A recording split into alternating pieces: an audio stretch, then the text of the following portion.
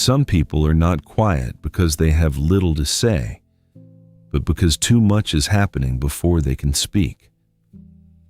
In a conversation, they are not only listening to words, they are noticing tone, pauses, a small change in someone's face, a shift in the mood that most people move past without thinking. And while the moment is still happening, their mind is already taking in more than one layer of it. What was said, how it was said, what felt slightly different after it was said. So by the time they fully understand what they are feeling, the conversation has already moved on. And from the outside, this can look like hesitation. But that is not always what it is. Sometimes it is just the quiet delay of a mind that experiences more before it responds. This is why some quiet people notice more than they show. Not because they are holding back, but because they are processing more than a moment can contain. This is why some people can spend their whole life being called quiet without anyone really understanding what that quietness is made of. Because what others see is only the surface. What they do not see is the amount of life being lived underneath it. For some people, their inner world begins to grow this way very early. They notice things they do not yet have words for: the feeling in a room, the tension behind someone's smile, the strange heaviness of certain moments that no one else seems affected by. And when this happens often enough, they begin to realize they are not moving through life the same way other people seem to. Others speak quickly, react quickly, move on quickly. But they do not because they are slower, and not because they are less capable, but because life does not arrive to them as one simple thing. It arrives in layers. And over time, that difference can quietly shape a person. They may start speaking less, not because they have less inside them, but because it becomes tiring to keep translating an inner world that feels larger than what a moment seems able to hold. And over time, something subtle begins to happen. They're not only quiet, they're starting to feel unseen. Sometimes silence begins there, not in fear, but in the growing sense that what is happening inside takes longer to understand than other people expect. And after enough moments of being misunderstood, interrupted, or feeling out of step, silence can start to feel safer too, not always consciously.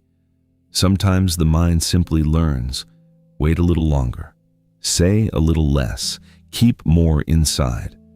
And eventually, this stops feeling like a choice. It starts feeling like who you are. That is where this becomes deeper than personality.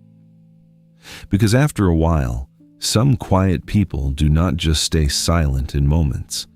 They begin to build an identity around being the quiet one, the one who notices, the one who understands more than they say, the one who feels deeply but rarely explains it fully.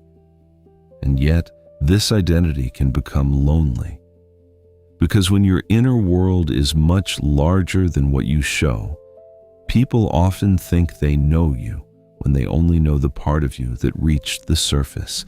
They may see you as calm, reserved, private, hard to read. But they do not see how much you are carrying quietly. They do not see how long certain moments stay with you, how one conversation can keep unfolding in your mind for hours, how a small shift in someone's tone can stay with you long after they have forgotten it. How sometimes what affects you most is not what happened on the surface, but what you felt underneath it. And because so much of this remains unspoken, some quiet people begin to feel a strange kind of distance from others.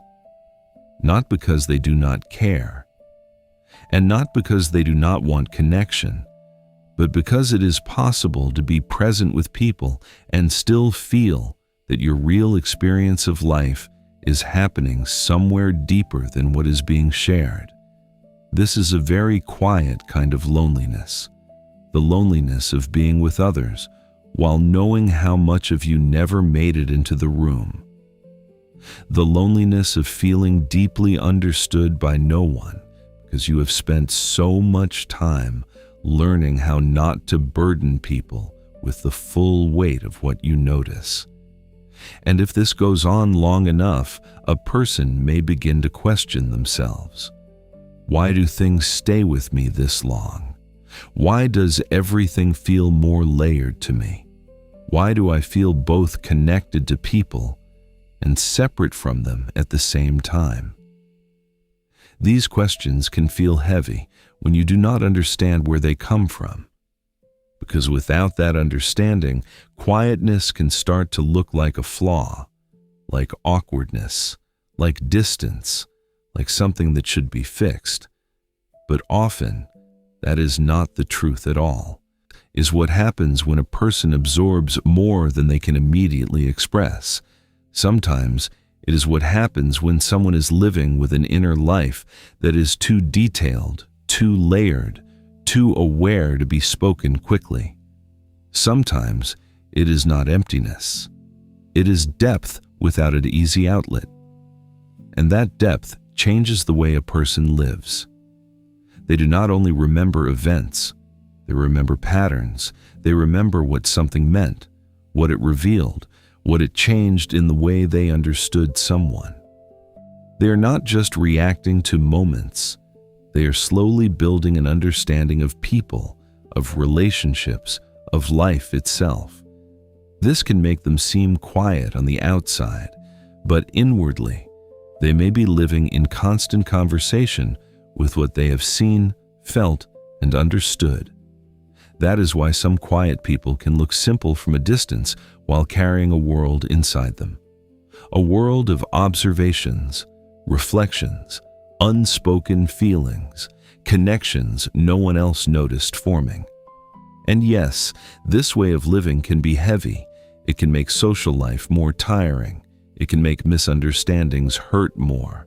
It can make it harder to feel fully met by others. But it can also bring something rare.